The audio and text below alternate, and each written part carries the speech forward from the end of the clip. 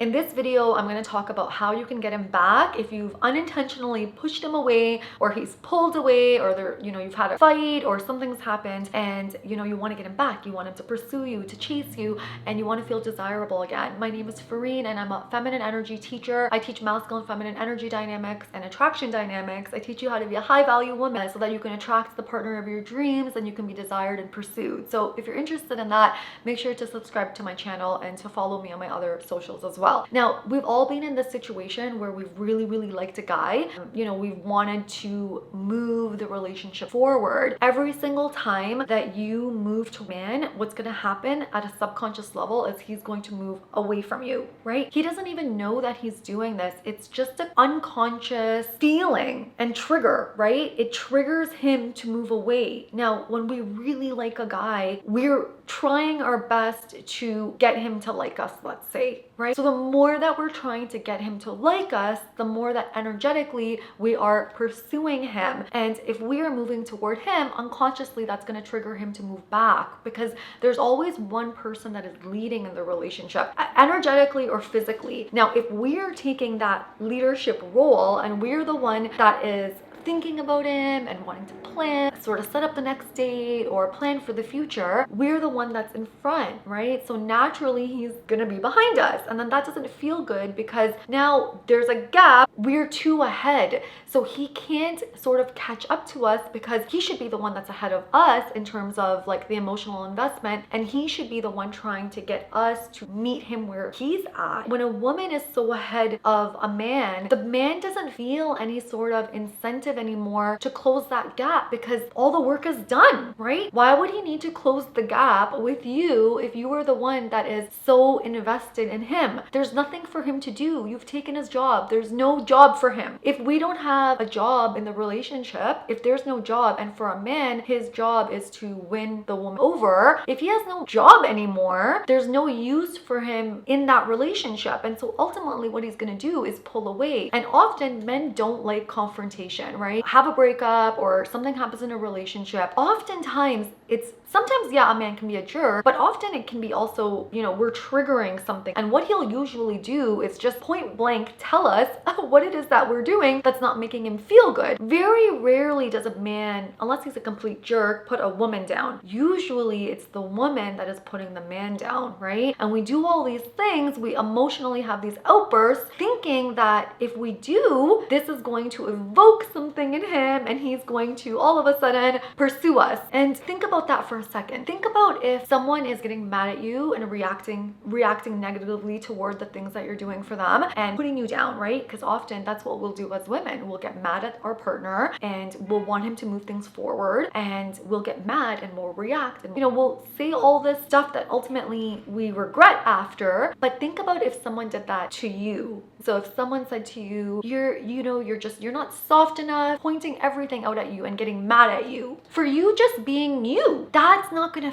feel good. So it's the same thing with a man. If a man is pulling away or is not moving towards us, usually there's certain things that have happened in the dynamic that have caused him to pull back. Men by nature are meant to lead and to move things forward. They're never gonna just hang out in a relationship unless they've defined that from the beginning and they've said, I don't want a relationship. But even in those scenarios, if you show up a certain way, a man, you'll be able to trigger his commitment, especially if a woman is feminine. He's gonna have a hard time resisting her and wanting to be in a relationship with her because she's so high value. But oftentimes when a man pulls away, it's because certain things that are just not feeling good to him and he doesn't really want a confrontation, so he's gonna pull away. And we're too invested in the relationship. Now, in terms of power dynamics in a relationship, the one that is heavily invested in the relationship is the one that's down in the relationship, sort of, right? And, ultimately we wanna, in terms of like power dynamics in a relationship, we want it to be that both partners are attracted to each other and there's this like polarity and yin and yang, and not either of the parties, wants the other one more, although the man is always the one that sort of wants the woman just a little bit more. It should always be like that even in marriage, but ideally it's balanced, right? So let's say it's 45-50, so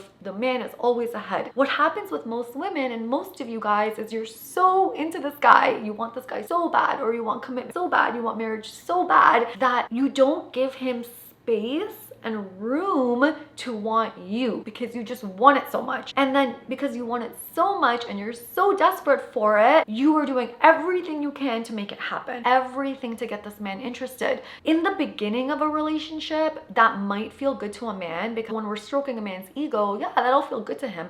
But at some point that gets old. What ends up happening is at some point, that availability is really masculine in nature because high value feminine women do not they're not available in the beginning and they put themselves first. What ends up happening in a relationship with a man is that once the dynamic is not moving fast enough, especially because we want it so much, we start to nag, force, and control, and we have emotional outbursts in hopes that it's going to create, desire in him and trigger desire in him. My loves, it does the exact opposite. Okay. The more that you want him, the more he's going to not want you subconsciously because it's just too easy now. And the more that you are the one planning for the future, the more that you are showing it, the more you're talking about it, the more you're communicating about it, the more that you are the one, making plans about it, the more laid back he's going to be. It's because you are in your masculine energy now and he is in his feminine energy. He's behind you. You're the one leading. And then you're going to get upset because he's not moving things forward. And one of the reasons that a man will pull away or decide not to be in this relationship anymore is when things are not working out in terms of the way that we want, we become emotionally reactive. Now, emotional intelligence is something that I teach. I teach inner work. I'm a feminine energy teacher, and it is very, very important to lead with your emotional intelligence and to not be codependent and needy on anyone. It's extremely unattractive and it's extremely repelling. And so let's say that we've overreacted and now a man doesn't want to be with us again. The worst thing you can do is try to contact him and try to reel him back in. And some women will do this by getting upset with him. Now, if he's not contacted you or he's said that I don't want to be in this relationship or not even with words, let's just say his actions show you that he's not moving towards you. The worst thing you can do is get mad at him and tell him how upset you are and do all of that feeling message. I want to say the word shit because I hate that stuff. Okay, hate it. Feeling messages are the worst. And so when you're feeling bad and he's already pulled away because he's not interested, and then you go and tell him, I feel so disappointed, I feel so sad, that doesn't make him attracted to you. Just because you're using feeling messages, it makes him unattracted to you even more because now you're putting your heavy negative emotions on him and he doesn't want that, right? If he wanted that, he would be pursuing you. So when a man is showing up in his actions and he's not there, right? The worst thing we can do is go and tell him how upset we are. It creates a depolarization and it creates a scenario where now you are pushing him away even more because he doesn't want to be with someone that he has to take care of and that is needy. It's just unattractive, right? So high value women do not pursue men when men are moving away from them. They just do not. Okay, so one of the ways in which we want to draw him back and how we draw him back is, first of all, we want to take accountability or responsibility for our behaviors in the relationship. It is so important to do that, right? If you do not see the ways in which you contributed to the loss of attraction in this relationship, you're not going to be able to get him back, and the